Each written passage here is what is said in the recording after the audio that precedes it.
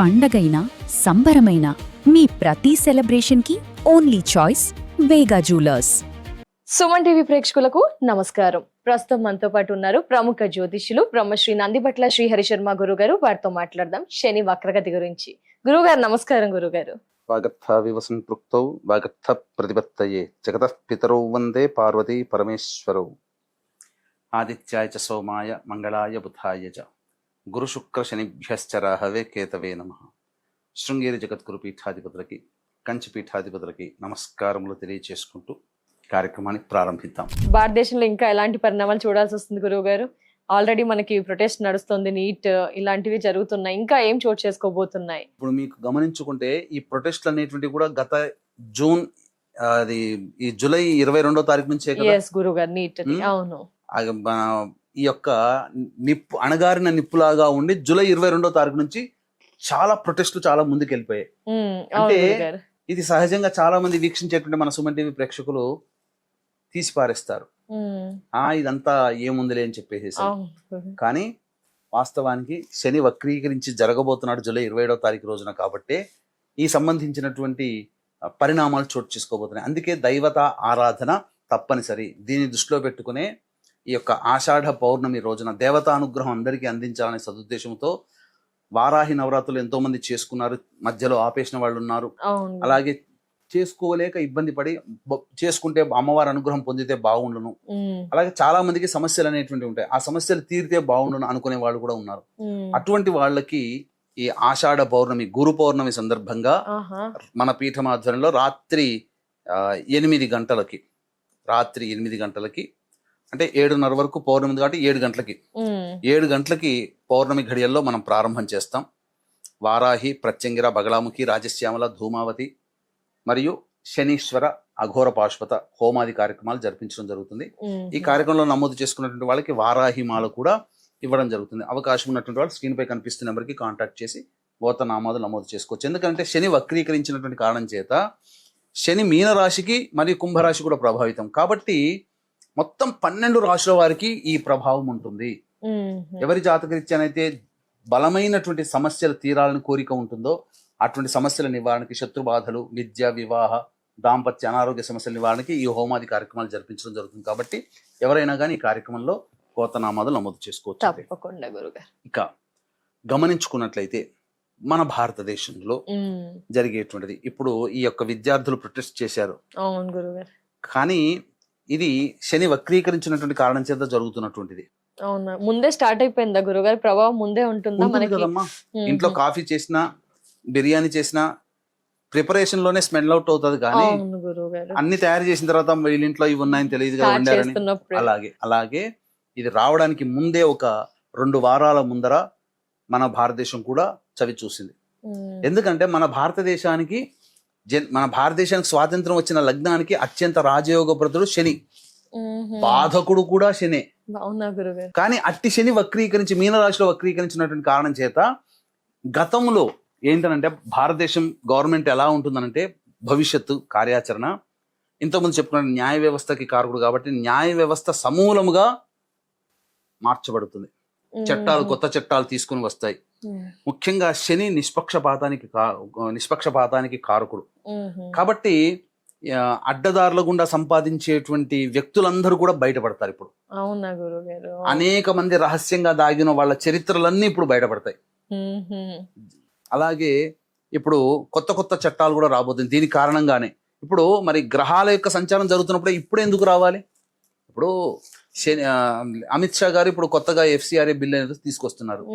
ఇక మొత్తం ఢిల్లీ కేంద్రంగా ప్రతి NGOలకి వచ్చే డబ్బు అక్కడి నుంచే రావాలి, ఒకే బ్యాంకు నుంచి పెడుతున్నారు.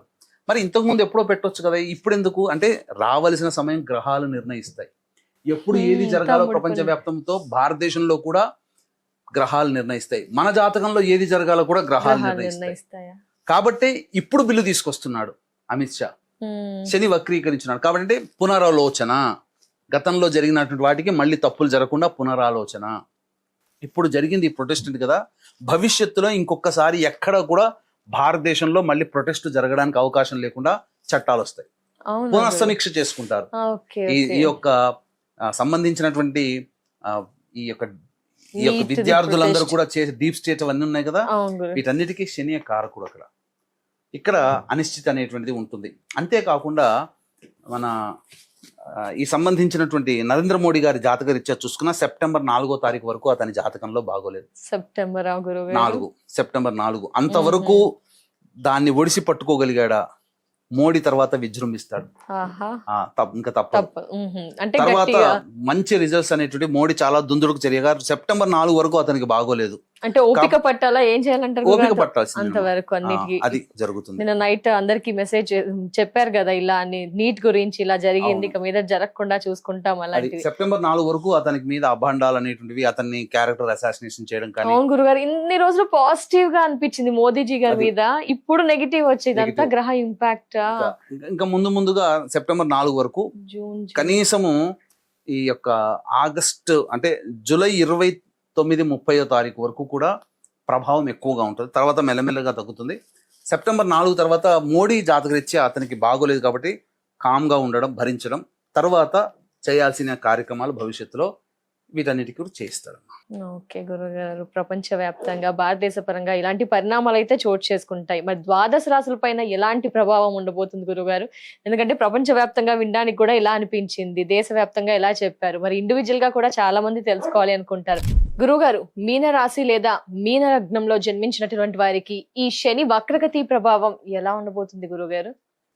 మీన రాశి లేదా మీన లగ్నంలో జన్మించినటువంటి వారికి శని జూలై 27వ తారీఖు నుంచి డిసెంబర్ 11వ తారీఖు వరకు మీన రాశిలోనే వక్రీకరించినటువంటి కారణం చేత కొన్ని ప్రభావవంతమైనటువంటి మార్పులు చేర్పులు చోటు చేసుకోబోతున్నాయి. అంటే రాశిలోనే వక్రీకరించి ఉండి ఇటు కుంభరాశితో సంబంధం ఏర్పడుతుంది. కుంభరాశిలో ఎవరున్నారు? రాహు ఉన్నాడు. కాబట్టి ఎక్కువగా ఈ కుంభరాశిలో జన్మించినటువంటి మీనరాశిలో జన్మించినటువంటి వాళ్ళకి కొంత పరిణామాలు అనేటువంటివి చోటు చేసుకుంటాయి. ముఖ్యంగా ప్రధానంగా చూసినట్లయితే ఖర్చులు అధికంగా ఉండడం, దూర ప్రాంత ప్రయాణాలు ఏర్పడుతూ ఉండడం, కుటుంబము కాస్త ఎడబాటు అనేటువంటిది జరుగుతూ ఉండడం, ఇక శత్రువులు పెరుగుతూ ఉండడం, బాగా కష్టపడితే కానీ ఫలితం రాకపోవడం, దూర ప్రాంత ప్రయాణాలు, విదేశీయానం, విదేశీ విద్య, వీటన్నిటి విషయాల్లో ఖర్చుల విషయంలో విదేశీయానం, విదేశీ విద్యకు సంబంధించి, తండ్రి గారి ఆరోగ్యానికి సంబంధించి, అలాగే కోర్టు సంబంధమైనటువంటి వ్యవహారాలకు సంబంధించి, సామర్థ్యానికి మించి పనిచేస్తున్నటువంటి సంబంధించి, శత్రువులకి సంబంధించి, ఆరోగ్యానికి సంబంధించి, రుణాలకి సంబంధించి, ఖర్చులకి సంబంధించి, ప్రయాణాలకు సంబంధించి, వీటన్నిటి మీద ఒకసారి రీచెక్ చేసుకోవయ్యా అని ఒక పాస్ బటన్ నొక్కుతున్నాడు, టైం ఇస్తున్నాడు. ఈ 4 అంటే గతంలో ఈ చేసినటువంటి వ్యవహారాలు కావచ్చు, భవిష్యత్తులో కావచ్చు, బాగా ఆలోచన చేసే నిర్ణయం తీసుకోవాల్సినటువంటి, ఇప్పుడు చెప్పినటువంటి అన్ని రంగాల్లో అన్ని విషయాల్లో ఆలోచించే నిర్ణయం తీసుకోవాల్సినటువంటి పరిస్థితి ఏర్పడుతుంది.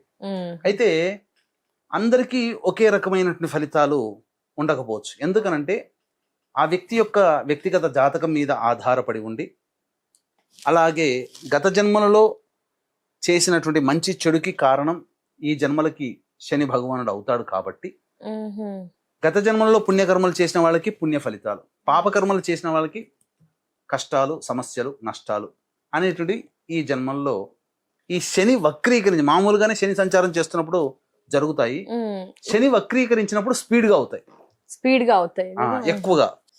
కాబట్టి ముందుగా మంచి ఏందో తెలియజేసుకుందాం అమ్మా. ముఖ్యంగా విదేశీయానం వెళ్దాం అనుకుంటారు, విదేశీ విద్య వాళ్ళు రెడీ చేసుకొని పెట్టుకోవచ్చు, సూట్ కేసు చక్కగా శాంక్షన్ అవుతాయి. ఎన్ని అడ్డంకులు వచ్చినా కానీ ఇబ్బందులు ఉండవు.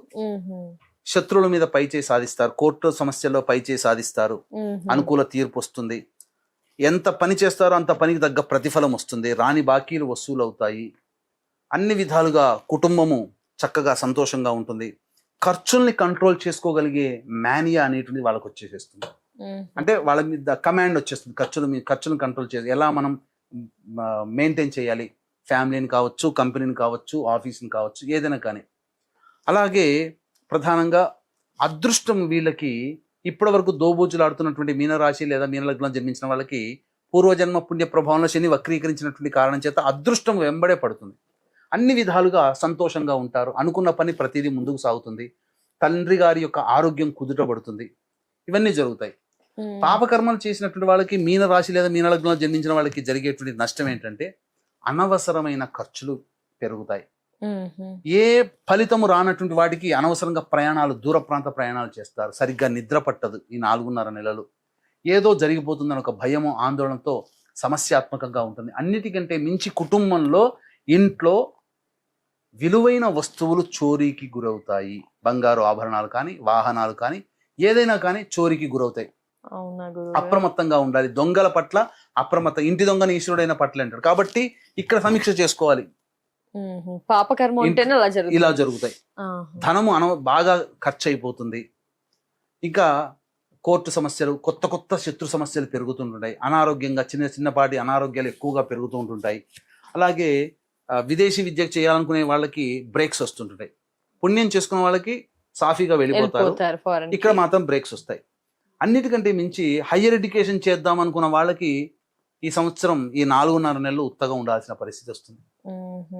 అలాగే కోర్టు సంబంధమైనటువంటి విషయాలు జాగ్రత్తగా ఉండాలి. తండ్రి గారి ఆరోగ్యం పట్ల శ్రద్ధ వహించాలి. ఇలా అన్ని బాగా కష్టపడతారు, అన్ని బాగుంటాయి, కానీ దగ్గర దాకా వచ్చి వెనక్కి వెళ్ళిపోతుంటుంటాయి. ప్రతిదీ కూడా అదృష్టం దోబూచులాడుతుంటుంది. ఇక 4 ఇంటర్వ్యూలు అయిపోయింది, ఇక 5వ ఇంటర్వ్యూ వచ్చేస్తుంది, మనకు జాబ్ అనుకుంటారు. 5వ ఇంటర్వ్యూ కూడా చేస్తారు, మేము మళ్ళీ మీకు కాల్ చేస్తామండి అని చెప్తారు. అలా ఉంటుందన్నమాట. సో జాగ్రత్తగా ఉండాలి. అందుకనే పుణ్యకర్మలు చేసిన వాడికి పుణ్యం, పాపకర్మలు చేసిన వాడికి పాప ప్రభావము శని వక్రీకరించినటువంటి కారణం చేత 12 రాశుల వారికి అందజేస్తారు. కాబట్టి ఈ శని ప్రభావం నుంచి బయటపడి దైవానుగ్రహంతోనే మాత్రమే బయటపడతారు. కాబట్టి ఈ దైవానుగ్రహము గురువు రూపంలో మనకు కలుగుతుంది.